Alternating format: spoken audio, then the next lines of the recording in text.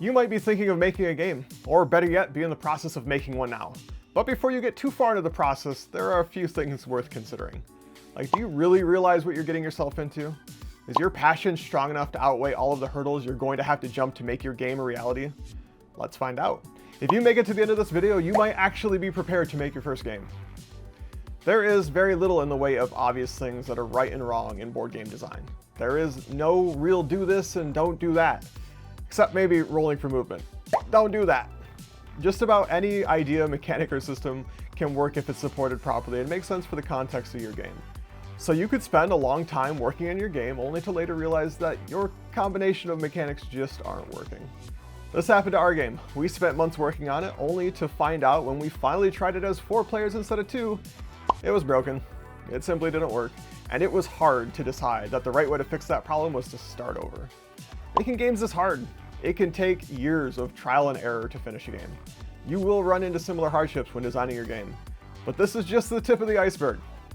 We have been working on our game with a couple of breaks on and off for over a year. I have been designing games for over 10 years. I have never finished one because they take so damn long. Giving your brain enough time to work through problems and consider all the angles simply takes time. Longer than the motivation that comes from having a new project lasts.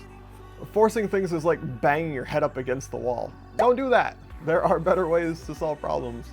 Like finding a way to recharge or get inspired. And I cover the best ways to nurture your creativity in my video from this year's trip to Gen Con. You can find it up here or linked in the description. Check it out after this one if you want to figure out how to generate more ideas. Making games takes time. Are you in it for the long haul? Are you prepared to do the thing every game designer does the most, repeatedly, over and over and over? But first, I just want to say hi. My name is Dave Jeltema, and this video is part of an ongoing series on my channel called Tabletop Craft, where I try to help newbie game designers make their games come to life. Okay, back to the thing I harp on the most. So what's the one thing every game designer should do the most for their game? The one thing that can solve any mechanical problem, any issue with flow, or how hard or easy it is for your game to learn, or how long it takes to play, or if it's even fun. Do you have it in you to play test your game 100 times with 100 different groups of people? Think about it.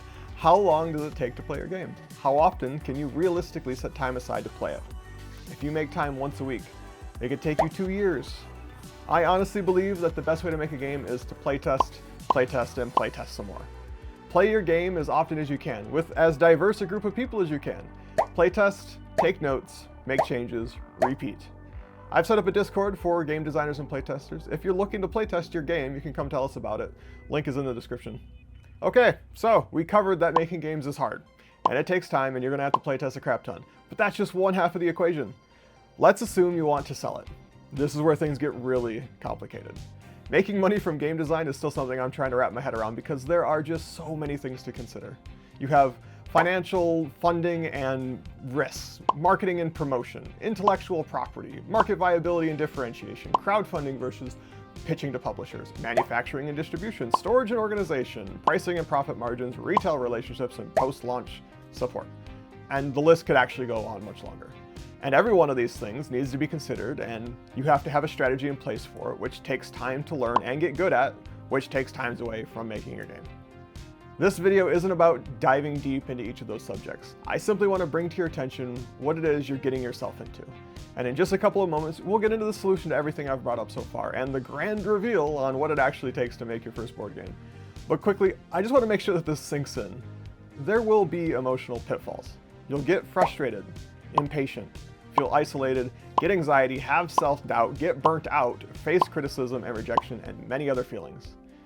You'll need to take it one step at a time and learn how to tackle each of these as they come up. Personally, I'm currently struggling with perfectionism. What's your Achilles heel? Take a moment to tell me about it in the comments. And while you're at it, like the video and subscribe for more real board game design advice. All right, so, do you get it yet? How do you face the hardships of making a board game? How do you remain motivated to make your game over years? How do you keep playtesting the whole time? How do you tackle each problem as they come up?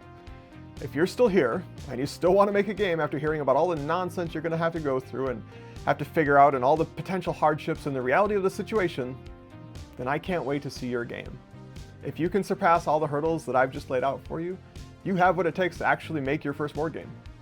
And I mean it, that's all there is to it. The will to persevere and the courage to problem solve. Passion. Passion is how you actually make a board game. It's how you face all the hardships and remain motivated and tackle all the problems. And the fact that you're still here proves to me that you have it in you to make your first game. And now that you know what it takes and you have it in you, here's how you do it. Watch this video on the 10 steps to making a board game where I guide you through step by step to turn your ideas into a real game. Once again, my name is Dave Jeltema. Go get started, and I'll see you in that video.